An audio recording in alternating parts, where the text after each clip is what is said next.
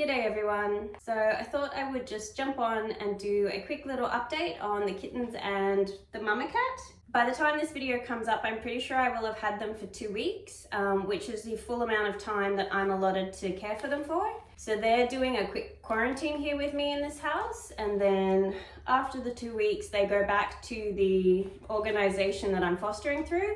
I believe they'll get their vaccinations, and at some stage they'll be desexed and then they'll go up for adoption. But I only have them for 2 weeks and that time is nearly up.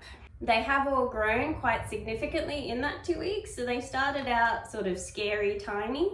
They were very, very little, and now they are pretty solid kitten size. Like, granted that Amos is the chunkiest, but they are getting to be standard kitten size rather than teeny tinies. So Arlo was the little baby runt, and he is now getting to be pretty significant size. He has shot up, he's now the second biggest, and my two little tigers are now my smallest. But they're doing really well, they're all active, they're all putting on quite a significant amount of weight, and they all seem pretty happy.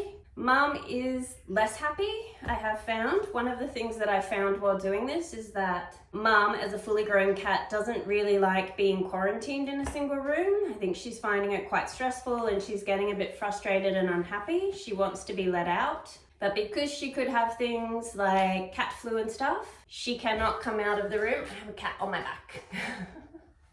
Excuse me, dude. It's a little bit stressful keeping a fully grown cat sort of confined to a single room while they are crying and scratching at the door and stuff. I'm not loving that. It does feel quite crappy to me.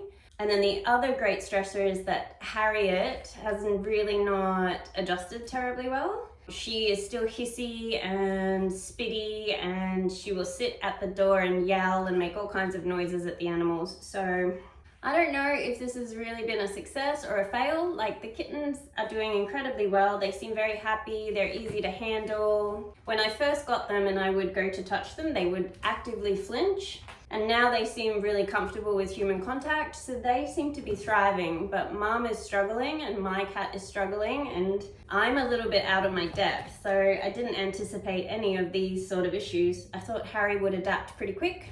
And I thought Mum would really just be quite tired as a mother of 4.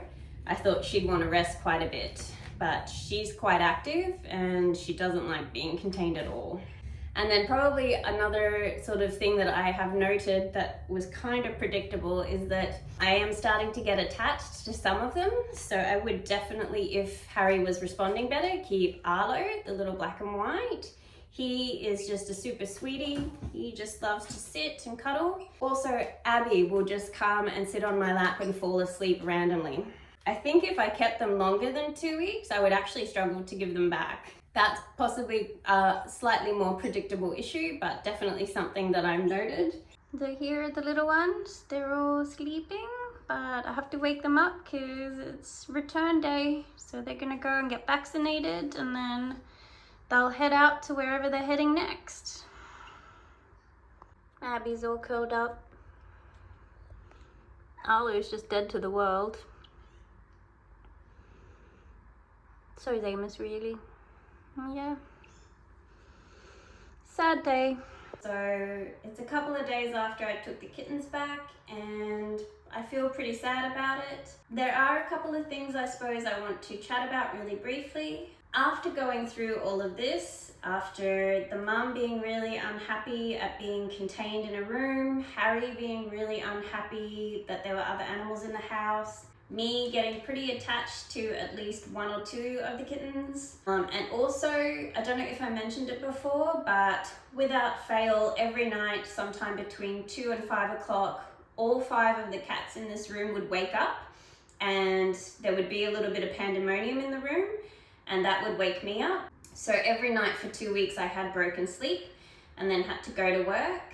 So after going through all of this, and honestly probably very naively not expecting any of it, which is 100% my fault, I'm not sure if I'm going to foster kittens again anytime soon. Not because there's anything wrong with fostering. I think it's an amazing thing to do, and I would still genuinely love to do it. I'm just not sure that my lifestyle at the moment is exactly set up to do it in the way that I would like. So maybe if Harry wasn't in the picture, I would do it. And maybe if I didn't work a full-time job anymore, I would do it. But at the moment, there are a few limitations in my life, and it's 100%, like I said, on me for naively not anticipating that those limitations would have a real effect, that just make it a little bit unrealistic for me to do this long term, which again, I'm a little bit sad about. I'm sorry this video is a bit of a downer, but those are my honest thoughts. These were my honest experiences, and maybe it's a few things that you could keep in mind if you're thinking about doing this as well. So yeah, I hope you guys are all well, and I'll see you on the next one.